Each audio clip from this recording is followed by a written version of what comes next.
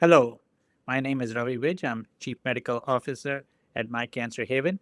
My Cancer Haven is a 501(c) organization with a mission to support and empower patients, caregivers, healthcare professionals, and healthcare organizations using a dedicated, innovative solution tailored to the unique challenges of cancer care. I'm excited to welcome you to our roundtable series, CLL Today, Integrating Innovation into Everyday Practice. In today's episode, we'll be focusing on biomarkers and MRD. To discuss this, we are lucky to have two leading experts in the area of CLL.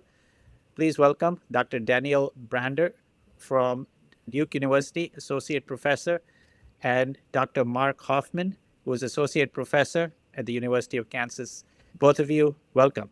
Thank you for having me. Thanks, Ravi. It's a pleasure to be here. This program is supported by an independent educational grant from B1 Medicines, and the program management and development has been provided by Cancer Communicator.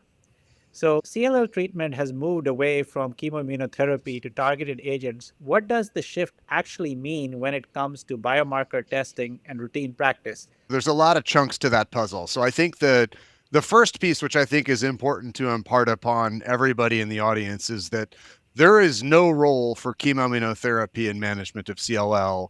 There are multiple large randomized studies with pretty much whatever regimen you want to use that show definitive benefits in progression-free survival and in some studies overall survival utilizing targeted therapy or immunotherapy, sometimes single agent, sometimes in combination, compared to chemoimmunotherapy. So chemoimmunotherapy is dead. Okay, so that's the first thing, which you stated, but I wanted to definitively state. Okay. When it comes then to how do you use biomarker selection in terms of therapy selection, ironically, it actually becomes a little bit easier because a lot of the historical biomarkers that we had that were markers for relatively poor disease response among patients treated with chemoimmunotherapy are overcome with targeted treatments, and in some cases become biomarkers where it looks like they may actually select for better responses. So I still draw the whole full fish panel, which is your standard CLL fish panel that I'm sure many of folks in the audience are familiar with. I still get an NGS on all of these patients at baseline. We have an in-house NGS, so it's sort of hard not to send if I'm going to get a P53 mutation, which I would still argue is necessary on all of these patients. I can get the whole panel of, 140 genes or whatever it is. It costs the same price. We run the exact same assay and they just report one thing. So I'm in a bit of a luxurious position in that standpoint. So next question is, well, what matters now? And I really think there's only two pieces to the puzzle now that I think are really relevant to understand. One is your IGHV mutation status. And so this is frequently a send out for most labs. You can either send it out to Mayo and they will give you an analysis, or, and we'll get into MRD testing, but if you send off for baseline probes, the molecular MRD assay, they will automatically report the IGHV mutation status. And so I've really converted over to just sending that because I'm going to probably want MRD probes anyway, and they give me the test that I want. Okay, so IGHV remains important. And then the other is whether you have any derangements in the P53 system. And so that's either a point mutation that results in inactivation of the protein, or deletion of 17p, the chromosome that results in loss of the protein itself, right? So you either don't have the DNA to be able to make the protein, or the DNA exists, but it makes a dysfunctional protein. Those are the two big factors that I think about. So how does IGHV come in? Well, I think from an IGHV status, patients historically did much better with chemoimmunotherapy when they had a mutated IGHV status. It basically shows that the CLL cells are a bit more mature, they're a little bit older. I tell patients that they're older and slower, and if you have CLL, you want it to be older and slower, you don't want it to be young and fast. In our novel era, and I don't know if Danielle would agree with me on this, but I have a strong preference in sort of shunting patients that have a mutated IGHV status to receiving venetoclax and obinutuzumab. The long-term data from CLL14 are starting to show some degree of a plateau on that curve. We found it looked like there might be some patients that might be cured or functionally cured, a durable long-term remission, whatever we can call in the CLL community. That's our code word for it seems like they're not going to relapse and die of something else and only receive one line of therapy. That shoulder seemed to start to set in at around the 8-9 year mark in the long-term MD Anderson series and in the CLL8 study. So we're looking at approaching that in CLL14. And so I tend to be preferential towards shunting people that direction if they have a mutated IGHV status. 17p p53, so any p53 aberrancy within the system, that just selects out a group of patients that have higher risk disease. And I think for the vast majority of folks that are not familiar with management of CLL or have only a handful of CLL patients, from my standpoint, that stands as a red flag that you probably should be referring those patients to a high volume center, because those are patients that you're going to be playing cat and mouse with for a while, who are subject to doing strange things like developing Richter transformation, like having early treatment failures, like having very, very short time intervals between diagnosis and development of symptoms that would require intervention. How to manage them, I think, is a very open question. So there's a lot of people with very strong opinions about how you're supposed to manage p53 aberrant patients, and there's not a whole lot of data to support them. And so everybody sort of looks around and points to data on one level of another in terms of what they think the optimal thing should be. There was a recent trial that was presented, CLL17, which compared 3 different targeted therapy regimens: venetoclax, obinutuzumab, ibrutinib, and venetoclax given for a time-limited fashion, and then long-term ibrutinib. That was just presented this past December. There was noted that it looks like the 3-year progression-free survival among p53 aberrant patients seemed to be best in the continuous ibrutinib arm, but there were 23, 24, 25 patients in each of those. So it's really a patient or two on each arm that is leading us to make that conclusion. So I'm not sure that I can trust a data set that's that small. The argument for continuous therapy has been genomic instability. So if you ask me how I manage those patients, I say I generally try and put all of them on a clinical trial, and I usually just let them know what's going on and the fact that they're going to need to make closer friends with me than some of my CLL patients have to, who are otherwise just on observation and hanging out, and that basically we don't really know how to optimize their therapy at this point. Danielle, go for it. I'm anxious to hear your thoughts here. Yeah, well, I think good points always deserve to be seconded, which is the no role for chemotherapy. I think we definitely can't forget that. And part of it, just to highlight, when we say no chemotherapy, is not just the head to head studies, but just to remember and put in perspective patients with those TP53 aberrancies, 17p or TP53, not that many years ago in the era of only chemotherapy, we were talking overall survival in a few years, like 3 years or less. So now we're talking about differences in, sequencing and long term, and that certainly just to put in perspective how far we've come. I think also just noting a few other things in terms of what to test for those high risk TP53 aberrancies. You pointed out it can either be a TP53 mutation or deletion 17p, or commonly both, but you still have to test for both to identify those patients. It's not common, but it's not rare. Either one or two of those or both can be up to 10% of patients before frontline therapy. So I think still really important to, of course, identify those patients, and 100% agree with needing clinical trials, because absolutely, I think many of us might favor long-term data and trying to control the clone and stay on therapy. But there are other trials of fixed duration triplets, BTK plus BCL2 plus anti-CD20, that are starting to show those long-term patients maybe need longer on fixed duration, but maybe the devil's advocate side of things would be maybe treating long enough and a break from therapy or combination therapy may not select for a resistant clone. So and in the end, I think we definitely need more trials.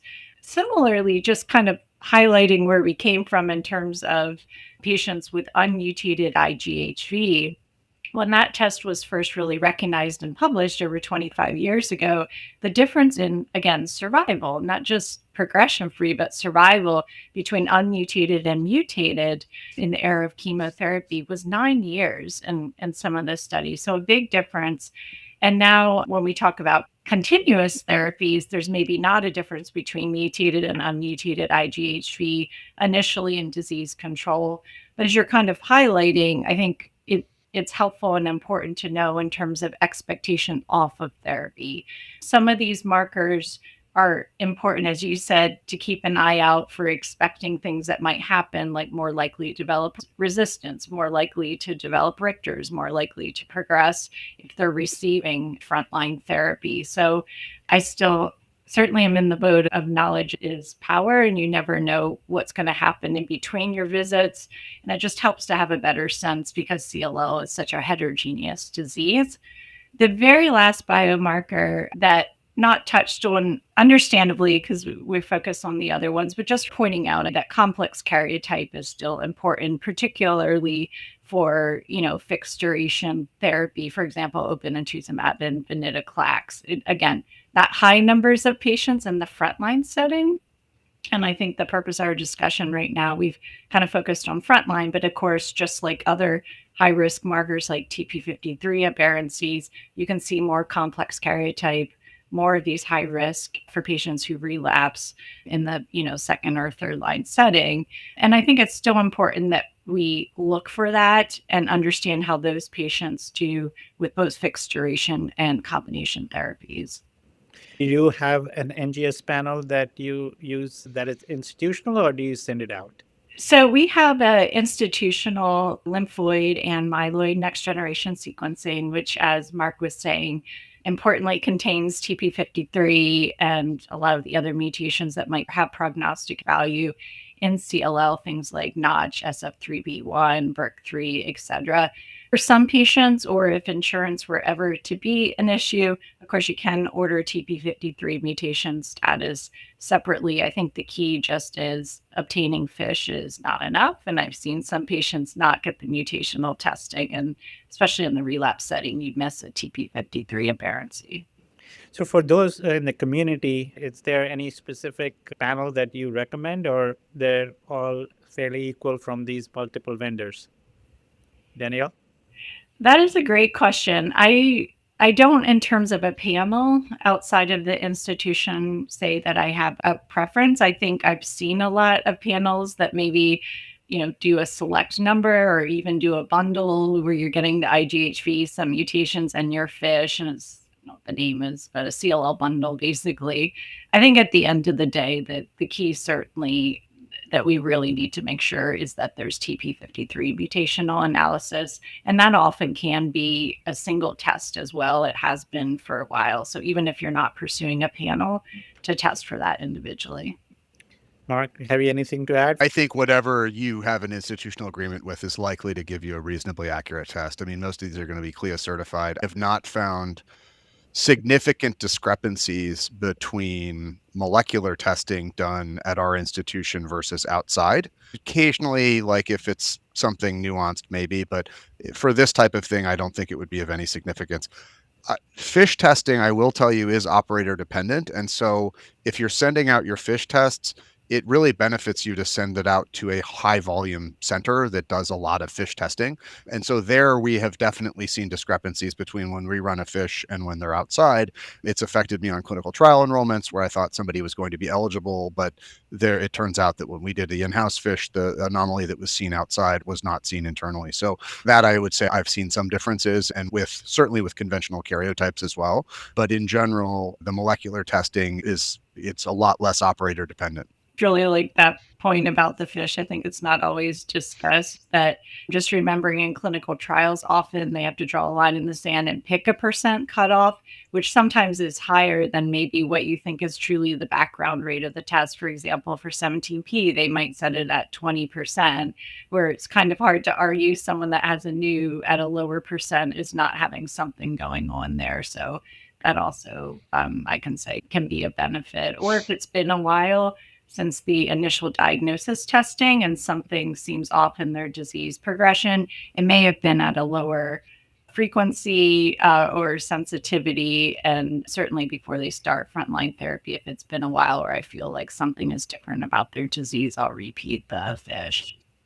So, talking about repeat, so Danielle, what do you repeat at time of relapse or progression? I'll start with the one that you shouldn't have to repeat, which is the IGHV mutation status. And I say shouldn't have to because occasionally there are technical difficulties and you don't necessarily get a conclusive answer. But if you have a conclusive answer, I think of that kind of inherent to the biology of the CLL, that should not change. It's either mutated or it's unmutated. The second grouping of tests, we've spent a while talking about the FISH, the chromosome analysis, and then the molecular studies. Those can all change or evolve. And so on relapse, significant clinical relapse, I should say, not just like a minimal disease relapse, because you have to have enough material to test. I will repeat them kind of the same as the front line, at minimum a TP53 or a mutational panel, look for complex karyotype, and look for the FISH testing. The last thing, just as a consideration, is if patients receive frontline or at some point a BTK inhibitor therapy, just pointing out there are acquired resistance mutations that may or may not be part of some of the NGS panels. It's not required to check for BTK or PLC gamma 2, which is downstream from BTK, for example. But if you have a clinical suspicion, but times are complicated. Sometimes it's not entirely clear whether it's relapse progressive disease. There is separate testing for mutations that may help in the clinical picture put things together, whether you're looking at resistance or not. You do anything different, Mark, at relapse? No, I mean, I'd say exactly the same thing. I repeat FISH, conventional karyotype, NGS. Do you generally get BTK mutation domain testing? Like everything, it kind of comes in ebbs and flows. I think initially, as patients were relapsing, we were doing it. Then if it was a clinical, you felt like they were clinically relapsing, it wasn't necessarily going to change things. Our in-house panel covers not all, but covers a lot of the mutations maybe seen with acquired resistance to BTK. And so not always separate testing. I think now we're seeing in trials or discussion of not all BTK mutations are created equally. So now things have somewhat shifted back to, again, you never know when you may learn more and wish you had known more to look back at to try to understand patients better. But no, I don't always, but it's starting to kind of shift back towards patients have prior resistance. The last kind of thing I'll say about it is occasionally patients stop the BTK for intolerance, technically, but they had been on it for a while. They maybe go to something else or take a break and they want to go back to it. And rather than, if it's been a long break, go back to something where maybe they were already developing resistance, I will, in select cases, consider doing it at that time to not restart something that maybe was already not necessarily going to be working well for them. I think the caution just is not to keep checking for BTK resistance while people are on therapy if you don't suspect resistance, because we really don't know what the lag time is between for all patients developing those mutations and clinical progression. Yeah, I was curious. I don't test for it for a couple of reasons.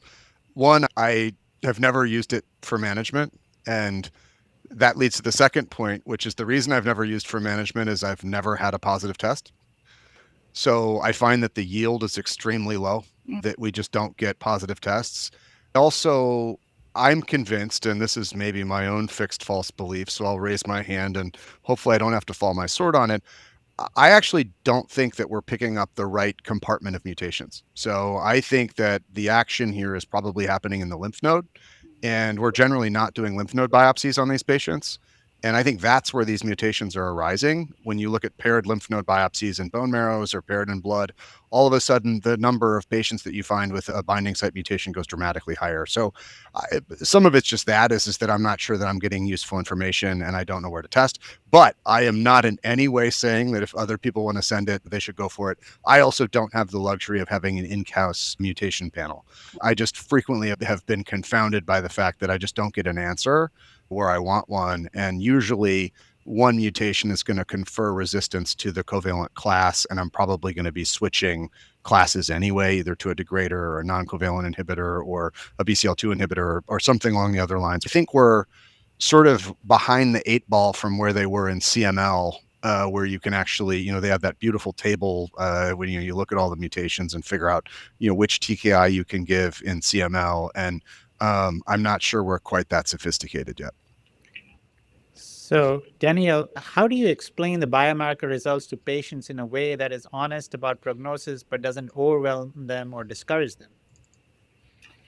Yes. So Fortunately, in CLL, most of the time our initial conversations about why we're testing, what the information is going to tell us, what it's not going to tell us.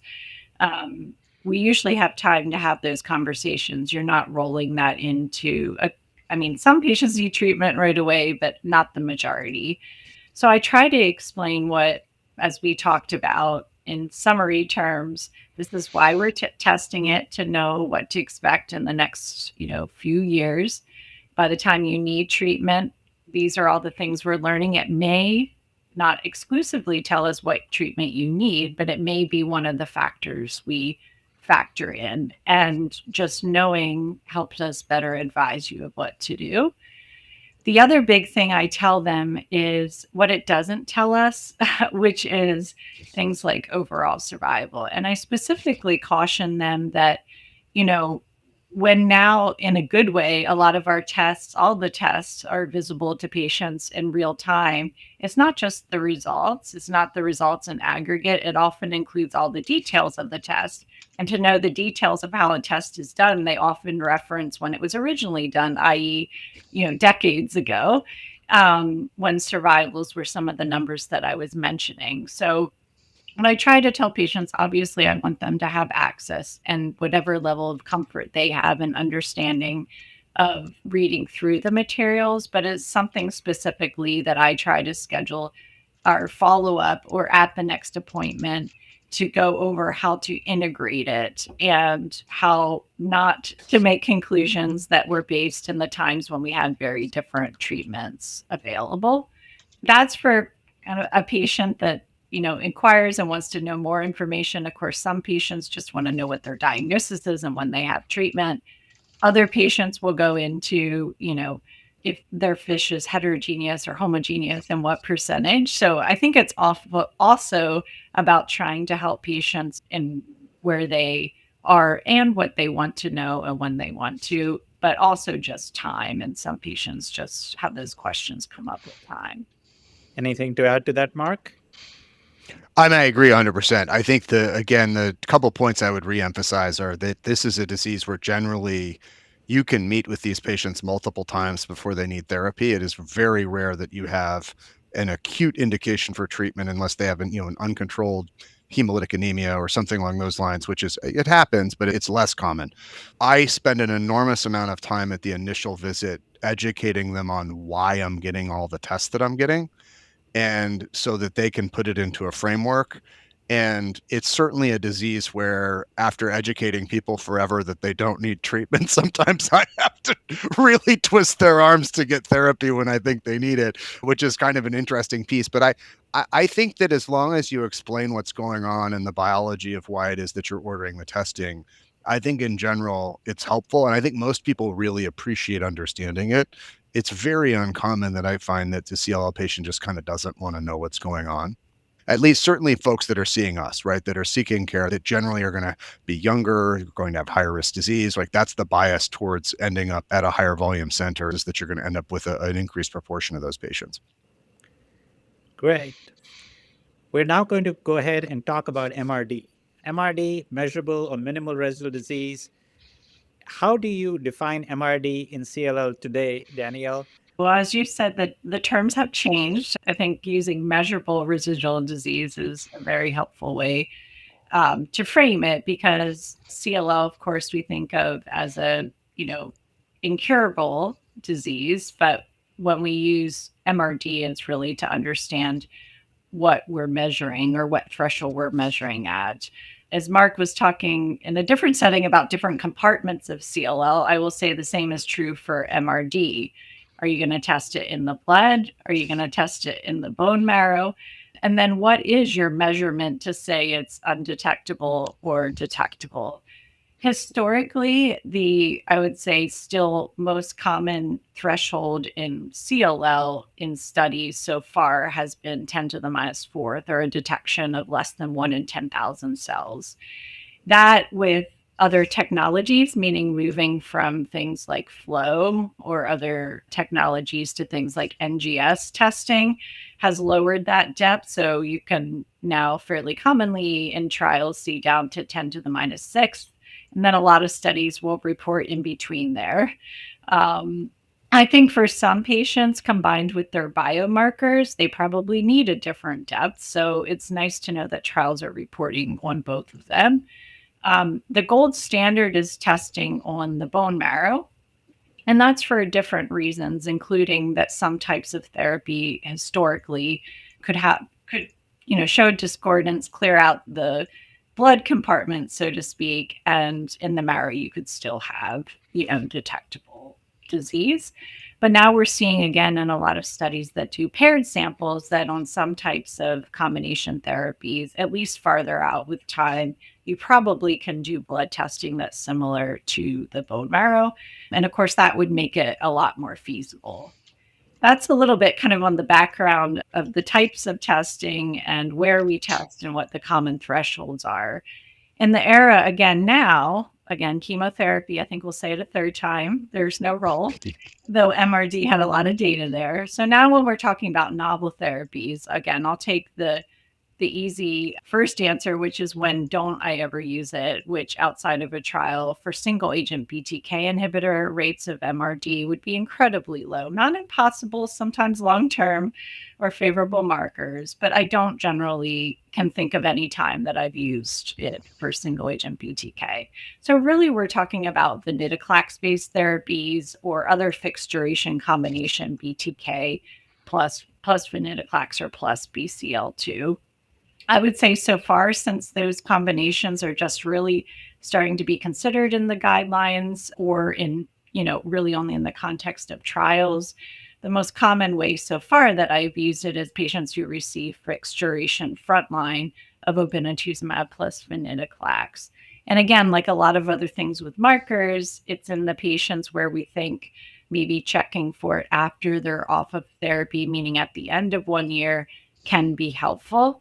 There may be very select high-risk patients, I have to be cautious here, TB53 aberrations, where maybe if I, think back, of course, you want to help treat the patient in front of you, where maybe we use that to continue therapy. But again, it's another marker maybe of what to expect in fixed duration therapy.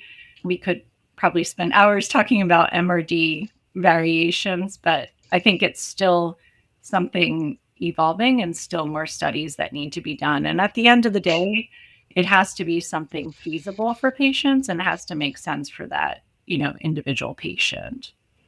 Marc, what specimen and platform are you using and how do you use it in your decision making? I think it's a great question. I guess the easiest way I would answer from a practical standpoint is that I would agree that 100% with the types of regimens in which you're going to use, right? Your goal of therapy with single agent BTK inhibition is disease control and PFS. It is not having an undetectable MRD status. Your goal of therapy, if you're giving limited duration therapy, a fixed duration treatment with a BCL2 inhibitor combination, it better be to get to undetectable MRD. It's associated with a longer PFS and a more durable duration on observation. So that part is there. I think MRD is published and extremely attractive to us because it is such a useful research tool. Okay. It takes forever to get results back from a CLL study when you're looking for survival outcomes because these patients do well and they live long. And especially when we're comparing multiple highly effective strategies, right? The study I noted at the beginning, CLL 13, we're at 3 years of PFS, and we haven't seen really any separation in any of those curves. And we might not see any separation in many of those curves for another several years, which is great for patients who have CLL. And yet, for a research perspective, it's, I will have even less hair and potentially be retired by the time we get answers from some of these studies. So, MRD offers a surrogate endpoint that appears to be associated with PFS. And so, it's really attractive for us for can we get an answer now as to what we predict might be true in the future. The correlation's not perfect. So there's some studies that, in fact, the majority of studies seem to show a correlation between MRD and PFS, but there's some others that have not. So I think there's still some open cases there. In terms of a practical management strategy, if a particular management protocol calls for MRD-based discontinuation rules, okay, what do I mean by that? You give a patient treatment, you check MRD on a normal cadence. It's typically done every 6 months. And when they achieve certain levels of MRD on successive tests, you can stop therapy. I find that if I'm going to counsel a patient that they can anticipate a certain duration of remission, that if I didn't follow the protocol, then whatever I tell them is probably not correct. So if I'm going to give therapy that was given in a MRD discontinuation fashion protocol, I better be checking MRD. And so I do that. And I end up using an awful lot of therapy with zanubrutinib and venetoclax when I'm giving standard of care if I don't have a clinical trial available for a variety of reasons. And that was given with MRD every 6 months. So to Danielle's point about how are you checking it, I check flow in patients. Our in-house flow, if I just order a flow, it is technically an MRD test. A lot of these patients will have some degree of B-cell aplasia, so the trustworthiness of the flow is not quite as good in my mind. And so when I can, I prefer to get a molecular assay. And I just find that it's a little bit easier, a little more objective. The other thing is the concordance between the compartments, right? So between blood and bone marrow appears to be much greater, and you get higher sensitivity when you use a molecular assay. My patients do not like getting bone marrows. And so I think that if we can move to a platform where I understand people have an intellectual curiosity about what's going on in the marrow and what's going on in the blood, my patients don't. Right? They only want to know that they're in remission and everything's okay. And if we can figure out better testing strategies where in trials we are only testing peripheral blood and utilizing more molecular assays, I think it'll be helpful moving forward and certainly more patient friendly. So I generally send molecular assays. I try and send them exclusively on the peripheral blood. Sometimes, for a variety of reasons, I can't get a molecular test, so I have to have archival specimens. So if they didn't have an old lymph node biopsy or an old bone marrow biopsy and they come to me already on treatment and they don't have enough disease where I can trust the fidelity of the probes that we would be getting, then I sometimes can't get a molecular test, and then we're sort of stuck using flow cytometry. So there's a couple of pieces to that puzzle, but I think that MRD is a lot more complicated than just ordering the test too. So this is the other part from a community standpoint is often if I have somebody who's managed in the community, but they want to do something MRD based, I'm like, get the MRD test and they'll let me see them. Even if it's a telehealth visit, they don't need to come in. But the reports are not always straightforward. The report just doesn't say yes and no. It's a 6-page report. There's a bunch of different clones. What do you do when you have something between 0 and negative and like less than 1, right? What does that mean? And I've had patients blowing up, oh my God, I've got this. I said, that means you have less than 1 in a million clones, but we can't exactly tell you how much. So the testing is not quite as straightforward as one would like in terms of interpretation. And I think that there, especially in patients that are biased towards getting that testing done, that testing will often generate more questions than it does answers. And you better be prepared to answer those questions. And I find, understandably, right, a lot of folks are just not well equipped to answer those questions. And so I think that MRD is a challenging thing to use for prime time in somebody that doesn't manage a lot of CLL and is not familiar with the assays and doesn't understand some of the pitfalls in the way in which the information can be reported. Great. Go ahead, Danielle. I just wanted to kind of point out, I know Mark and I are talking on the same wavelength, I think, here in terms of flow, but I just want to highlight, because sometimes there's a misconception what flow for MRD is. When you send to diagnose CLL, diagnostic flow or just ordering flow cytometry commonly will only collect about 10,000 or less cells. So when we're talking about MRD by flow and you're trying to detect less than 1 in 10,000, by statistics, you need a number of events to say something's negative. So if, essentially, I don't know how much Mark's panel collects, but you almost have to you have to collect about 50 times or so more than what you want the cutoff. So like 500,000 cells, which takes a long time to run. So it's not the same as ordering flow cytometry for CLL, because again, where we want to not do harm, we don't want folks getting, diagnostic flow and it comes back negative. That's not the same as MRD negative by flow. And then, just the last point I was going to make is, since we started out talking about biomarkers, just again pointing out that MRD is one component of things. You may have a patient who's, quote, less undetectable, less higher MRD level, but a higher risk marker, and those are still more likely maybe more likely to progress off of therapy.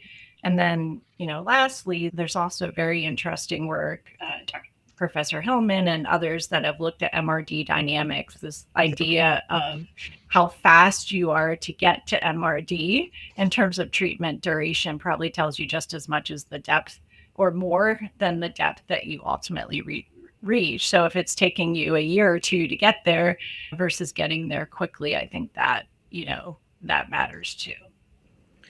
What studies on MRD do you think are critical that we need to still do and answer? Well, I will build off what Marc said, which is understandably patients do not want to get more bone marrow biopsies, nor do we want them to go through more bone marrow biopsies than, necessary. So I think being able to do testing in the, peripheral blood and when to do the testing and getting away from having to do it in the bone marrow, or at least being able to minimize that, I think is just one of the very important practical points. We didn't talk in general yet about responses, meaning we still grade responses of complete responses, partial response, or remission.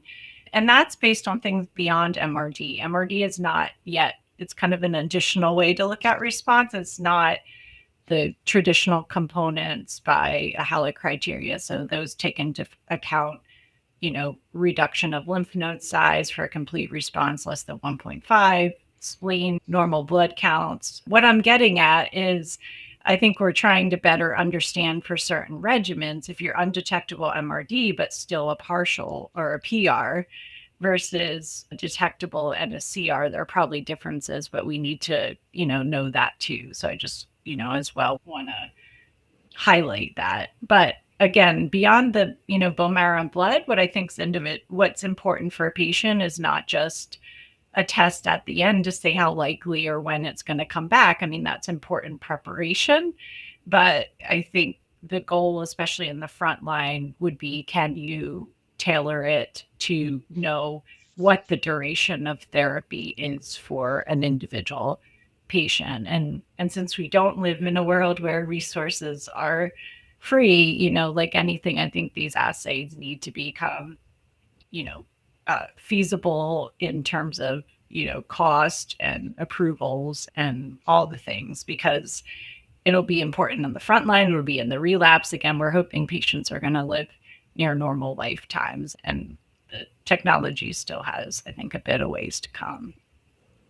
So, Marc, where do you think MRD is headed, and how do you think the trials that are ongoing are going to address these issues? Well, the honest answer is I'm not sure that they are. I don't want to be a pessimist here, but I'm not sure that we're going to have complete answers in 5 years based upon everything that we've done. I think there's two pieces to this question, right? So I think one of them is, where is MRD going to be? And I agree with Danielle with a number of the points that were made there. I think the other question is a more sort of just overarching philosophical question, which is that if you look at CLL just as a disease, the vast majority of patients don't die of CLL who have it, even ones who are treated.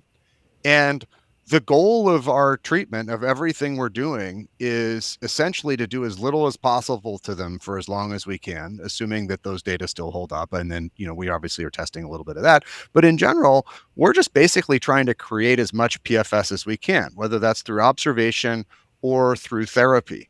And so these landmarks of achievement of MRD undetectability are important in certain groups of patients, but there's a number of other groups where they're probably just not, right? So, I have somebody that's in their late 70s with a large number of comorbidities that was on observation for 8 years. I give them treatment and they're probably going to be in remission if I give them a highly effective therapy, they're probably going to be in remission and only get one line of therapy and likely die of something else. So for that patient, MRD is probably not very important at all.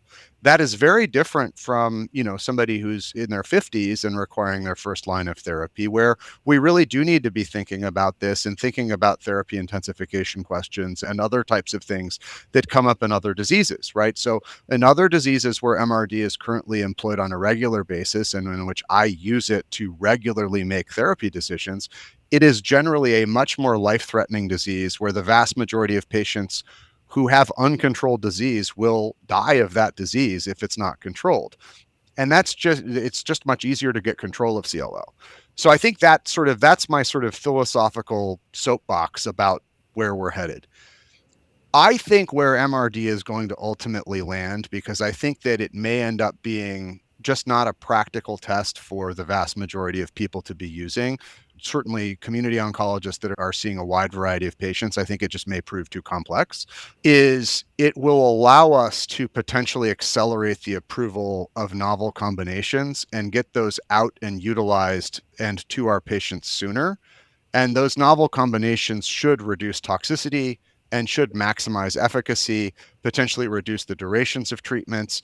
And so I see it as more of a tool to accelerate development of drugs than potentially something that will be as useful in terms of guiding treatment and utilizing therapy.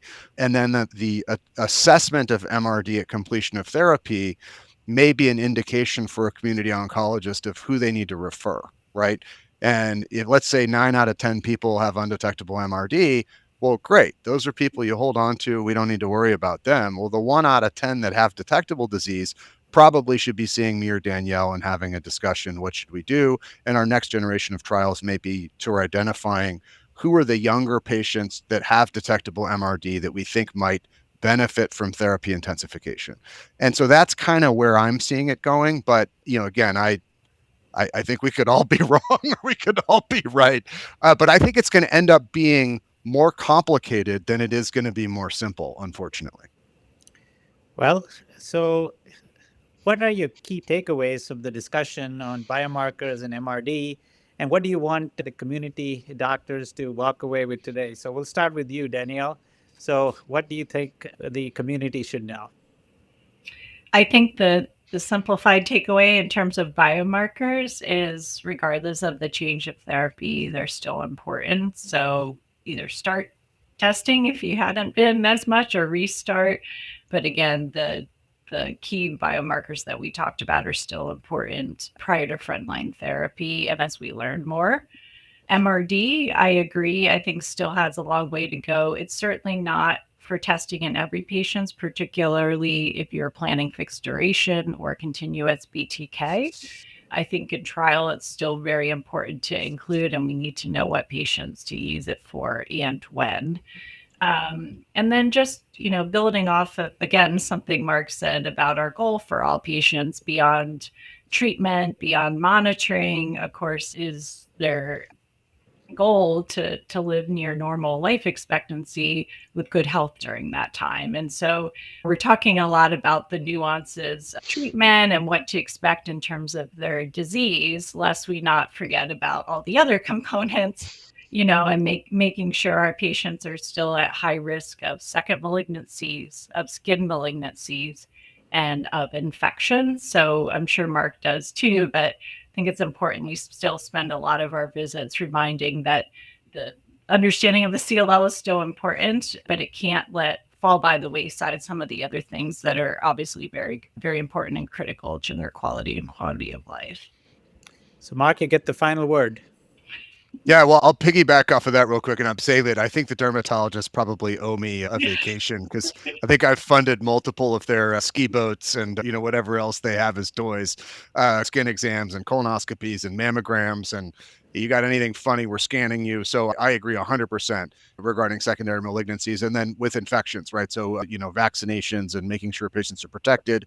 I have a ton of people on gamma globulin supplementation for prevention of sinopulmonary infections. And so I agree with all that. I think biomarker testing is important, certainly at diagnosis. And I think that for most community folks, from my standpoint, it's really about identifying who are your high risk patients that you think may cause trouble and who are the folks that you may want to have a discussion with a high volume center about. And then I also think that the IGHV mutation status should impact your selection of therapy. And so I would encourage people to ensure that they test for that. I think MRD is really the eye of the beholder, right? I just would say, if you're going to order MRD testing, make sure you're prepared to discuss the results, because it's often a little bit more challenging to read the reports and understand what they mean than it initially seems. And so I'm not saying don't do it. I'm just saying that it may not be something that you want to regularly do. And I actually don't feel strongly that there is a critical role for MRD testing in routine practice and standard of care management. I think you can do an excellent job managing your patients in accordance with acceptable standard of care without using MRD. And, I use it, we use it, we've been talking about it for a while, but that doesn't mean that you necessarily have to. But if you're interested in having more information or getting more engaged, I think most of us would be happy to help assist with not only ordering the appropriate assays, but then interpreting the results. Well, thank you both for the terrific discussion. These are complicated decisions and thoughtful use of biomarkers and MRD.